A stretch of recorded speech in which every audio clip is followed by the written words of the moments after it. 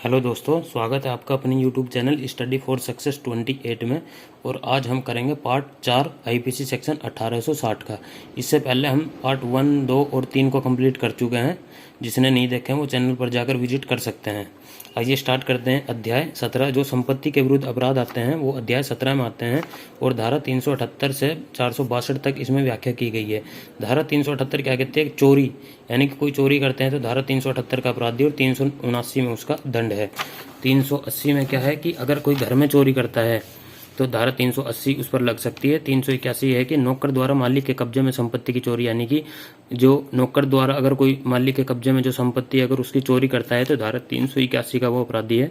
धारा 382 मार देने के बाद भी चोरी करना, अगर यानी कि किसी व्यक्ति को मार दिया है और उसके बाद चोरी कर रहे हैं तो धारा 382 के अपराधी माने जाएंगे। धारा 383 क्या कहती है? उद्यापन, यानी कि धमकी देकर पैसे या संपत्ति लेना, वो धारा 383 में आएगा और 384 में इसके लिए दंड की व्याख्या की गई है। धारा 385 क्या कहते हैं? संपत्ति लूटने के लिए किसी व्यक्ति को धमकी देना, यानी कि अगर हम उसकी संपत्ति लूटने के लिए व्यक्ति को धमकी दे रहे हैं तो धारा 385 हम पर लग सकती है। धारा 390 में आते हैं लूट। लूट क्या होता है कि 2 या 2 से ज़्यादा व्यक्ति लेकिन 5 से कम। और डकैती क्या होती है? 5 या 5 से ज़्यादा व्यक्ति अगर मिलकर लूट कर रहे हैं। अगर 2 या 2 से ज़्यादा हैं तो लूट मानी जाएगी और 5 या 5 से ज़्यादा हैं तो वो डकैती के उसमें आएगा। तो धारा 390 में आते हैं लूट और 392 में लूट के लिए दंड की व्याख्या की गई है। और 391 में आती है डकैती, यानी कि जो 5 या 5 से ज़्यादा व्यक्ति अगर कोई डकैती कर रहे हैं तो उस पर धारा 391 लग सकती है उन सभी पर। और 395 में इसके लिए दंड की व्याख्या है। धारा 393 में क्या कहती है? लूट करने का प्रयत्न।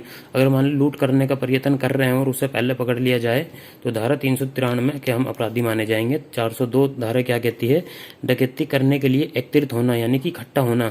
डकैती करने के लिए इकट्ठे होना, यानी कि 402 उस पर धारा लग सकती है।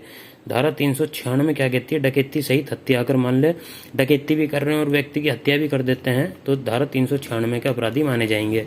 धारा 399 में क्या कहती है? डकैती के लिए तैयारी करना। अगर मान लो पहले ही प्लानिंग कर दिया कि भाई डकैती करनी है, ऐसे ऐसे करना है और पहले ही पकड़ लिए जाए तो धारा 399 के अब व्यक्ति अपराधी माने जाएंगे।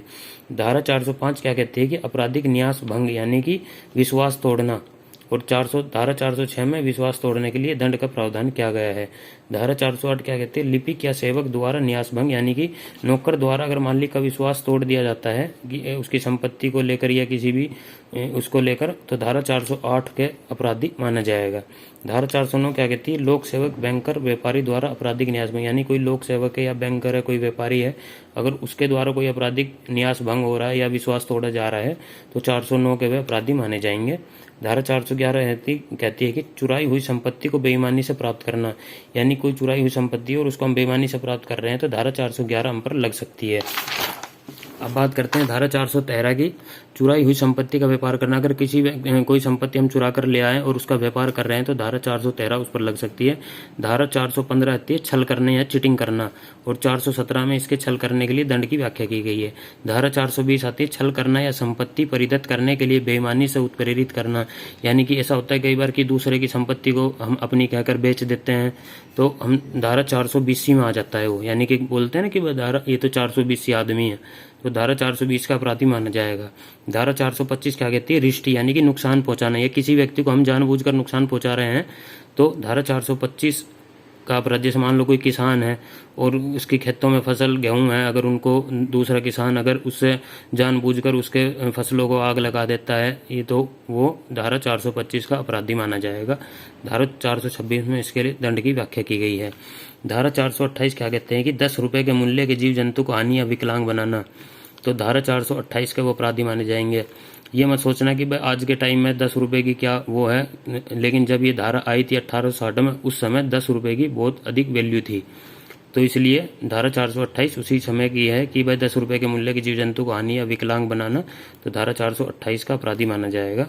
धारा 441 क्या कहती है? आपराधिक अतिचार, यानी किसी दूसरे की संपत्ति पर कब्जा करना, धारा 441 के अपराधी है। धारा 442 क्या कहती है कि घर पर कब्जा करना, और धारा 448 में किसी के घर पर कब्जा करने के लिए अगर कोई करता है तो उसके लिए 448 में दंड की व्याख्या की गई है। धारा 443 क्या कहते हैं कि प्रच्छन्न गृह अतिचार, यानी कि किसी के घर में जबरदस्ती घुसना, अगर हम किसी के घर में ज़बरदस्ती घुसते हैं तो धारा 443 लग सकती है। और 444 क्या कहती है कि रात्रों प्रच्छन्न गृह अतिचार, यानी कि रात के समय अगर ज़बरदस्ती घुस रहे हैं तो धारा 444 और 453 में इनका दंड दिया गया है। धारा 445 क्या होती है, गृह भेदन, यानी कि घर के अंदर घुसना।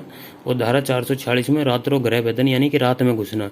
और धारा 456 में 45 और 46 की इसके जो दंड है इनकी व्याख्या की गई है। धारा 452 क्या होता है, उपपत्ति हमला या सदोष अवरोध की तैयारी के बाद गृह अतिचार, यानी कि हमने पहले प्लानिंग कर ली है कि भाई ये करना है, हमला करना है, अवरोध की तैयारी के लिए हम उसके गृह अतिचार कर रहे हैं, यानी कि उसके घर के अंदर घुस रहे हैं, तो धारा 452 हम पर लग सकती है। अब बात करते हैं अध्याय 18 की, दस्तावेज या संपत्ति चिन्ह संबंधी अपराध। ये हरियाणा पुलिस सब इंस्पेक्टर में आया हुआ है 2018 में, कूट रचना। धारा 463 में क्या है, कूट रचना यानी कि जालसाजी। और धारा 465 में इसके लिए दंड की व्याख्या है। धारा 464 क्या है, मिथ्या दस्तावेज रचना यानी जाली कागज बनाना, धारा 464 में आता है। धारा 467 में मूल्यवान प्रतिभूति बिल इत्यादि जाली बनवाना, यानी कि जो मूल्यवान जो कागज हैं और बिल हैं उनको जाली बनवाना, और धारा 467 के अपराधी माने जाएंगे।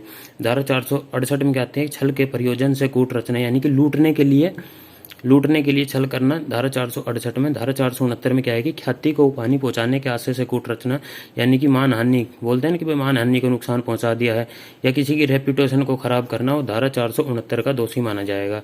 धारा 470 में क्या है, कूट रचित दस्तावेज या इलेक्ट्रॉनिक अभिलेख, जैसे कोई फुटेज होती है या वीडियो होती है उसको एडिट कर देते हैं गलत करके, तो धारा 470 के अपराधी माने जाएंगे। धारा 471 क्या होता है, कूट रचित दस्तावेज या इलेक्ट्रॉनिक अभिलेख को असली के रूप में प्रयोग, यानी कि जो जाली दस्तावेज हैं, इलेक्ट्रॉनिक अभिलेख हैं, उनको असल के रूप में प्रयोग में लाना, हमें पता है कि वह गलत हैं और उसको हम असल के रूप में प्रयोग में ला रहे हैं, तो धारा 471 लग सकती है। 478 क्या आता है, व्यापार चिन्ह, यानी कि जो ट्रेडमार्क से जो रिलेटेड संबंधित है वो धारा 478 में है। अध्याय 20 क्या कहता है कि विवाह संबंधी अपराध है, यानी इसमें धारा 493 से 498 में इसकी व्याख्या की गई है। धारा 494 में क्या कहते हैं कि पति पत्नी के जीवन काल में दूसरी शादी करना, यानी कि पति जीवित है और पत्नी भी जीवित है और उनके जीवन काल में अगर हम दूसरी शादी करते हैं तो धारा 494 का अपराधी माने जाएंगे।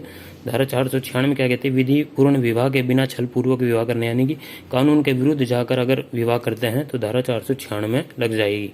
धारा 497 में क्या आती है, जार कर्म यानी सुप्रीम कोर्ट द्वारा खत्म करना, लेकिन इसको सुप्रीम कोर्ट ने खत्म कर दिया है। जो एक्सटर्नल अफेयर होते हैं ये वाले संबंधित अपराध धारा 497 में आते हैं। धारा 498 में क्या कहती है कि विवाहित स्त्री को आपराधिक आश्रय से फुसलाकर ले जाना, ये धारा 498 का अपराधी माने जाएंगे। अगर हम विवाहित स्त्री को आपराधिक आश्रय से, यानी कि अपराध करने के आश्रय से अगर हम उसको फुसलाकर ले जाते हैं तो धारा 498 का अपराधी माने जाएंगे। अध्याय 20A क्या कहते हैं कि पति या पत्नी के नातेदार द्वारा क्रूरता, इसका व्याख्या अध्याय 20A में किया गया है। इसमें धारा 498A क्या कहती है कि किसी स्त्री के पति या पत्नी के नातेदार द्वारा क्रूरता करना, यानी कि स्त्री का कोई देवर है, सास है, ससुर है या कोई भी नातेदार है, अगर उसके साथ क्रूरता का व्यवहार करता है तो 498 के वो अपराधी माने जाएंगे। अध्याय 21 क्या कहती है कि मानहानि के विषय में, इसमें 499 से 502 तक की व्याख्या की गई है।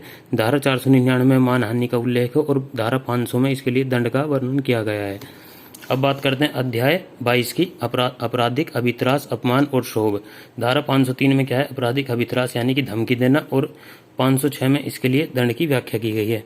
धारा 509 में क्या है, कोई ऐसा शब्द या कार्य जो किसी स्त्री की लज्जा का अनादर करने के लिए कोई ऐसा शब्द हो या कोई कार्य हम कर रहे हैं जो स्त्री की लज्जा को भंग करते हैं तो धारा 509 के अपराधी माने जाएंगे। धारा 510 मत व्यक्ति द्वारा लोक स्थान में औचार, यानी कि कोई शराबी जो पब्लिक प्लेस में अगर कोई गलत काम कर रहा है तो धारा 510 का अपराधी है। अब लास्ट अध्याय की बात करते हैं, अध्याय 23 अपराधों को करने के प्रयत्न के विषय में, यानी कि धारा 511 क्या कहती है, आजीवन कारावास या अन्य कारावास से दंडनीय अपराधों को करने के प्रयत्न करने के लिए दंड, या किसी के चोरी करने का प्रयास है, कोई हानि पहुंचाना या अन्य प्रयास है, उस पर धारा 511 लग सकती है। तो सो गाइस, आज हमने अध्याय 23 कंप्लीट कर दिए हैं और आईपीसी सेक्शन 1860 आज हमारा कंप्लीट होता है, इसलिए साथ साथ नोट्स बनाकर चले, आगे आने वाले एग्जाम के लिए बहुत इंपॉर्टेंट है, क्योंकि 2 या 3 question Haryana police sub inspector constable में आ ही जाते हैं। पीछे भी आपने देखा होगा कि क्वेश्चन पूछे गए थे धाराओं से रिलेटेड, और अगर किसी स्टूडेंट को अगर धारा याद नहीं होती तो कम से कम अध्याय तो याद करें, ताकि इससे हमें ये आइडिया लग जाएगा कि भाई कौन से अध्याय में, ऑप्शन को देखकर कि कौन सा अध्याय में क्या अपराध की व्याख्या की गई है। तो थैंक यू गाइज, नोट्स बनाकर चले और तैयारी करते चले।